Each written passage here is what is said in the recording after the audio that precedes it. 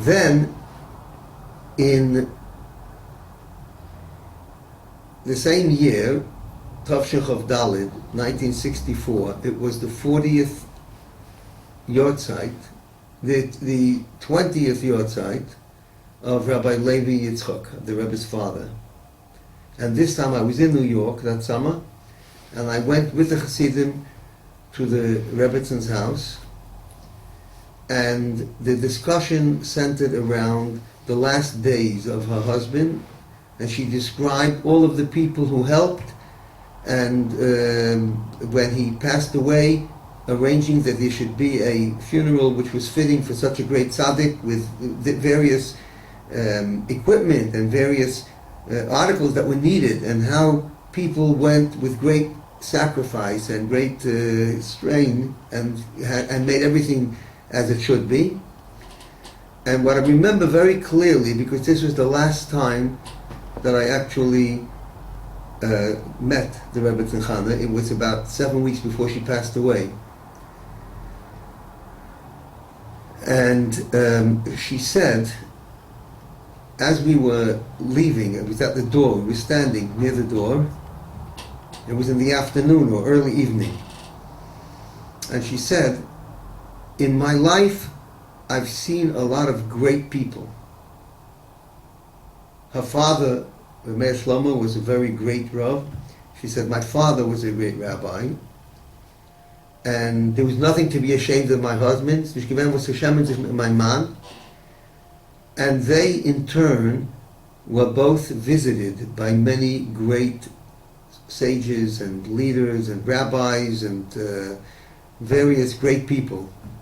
She said, I've met many great people in my life, but none of them was as great as my son. She spoke about her son, not as a mother, a proud mother of a son, but as a chosed of a Rebbe. The Zun soll gesund sein. She said, and the greatest thing about him is that she said, sein Gadlus mit Apshitas. He carries his greatness with a simplicity. And that left a very deep imprint in my mind and in my memory. 7 weeks later, she passed away. And a few weeks after that, when it came to the Sedrin Noach in the Torah, the Rebbe began the priceless gift to the Jewish people of teaching us the depth of Rashi. Every week he would say a commentary from Rashi and explain and show how Rashi relates to the simple meaning of the verse, and at the same time represents the greatest depth that's possible in Yonah Mufloim, fantastic, wondrous things. And this went on for a year, and then subsequently the Rebbe renewed it, and it went on for many years. That the Rebbe taught us how to see the beauty, the depth of Rashi. This is done in memory of the Rebbetzin Chana.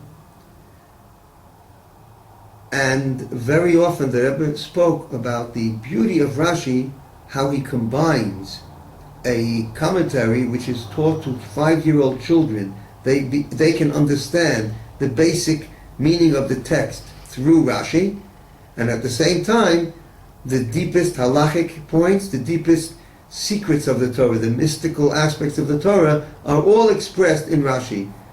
And very often I thought that this is exactly what the Rebbetzin Chana said about the Rebbe, that on the one hand, he is so great, and he carries that greatness with a simplicity.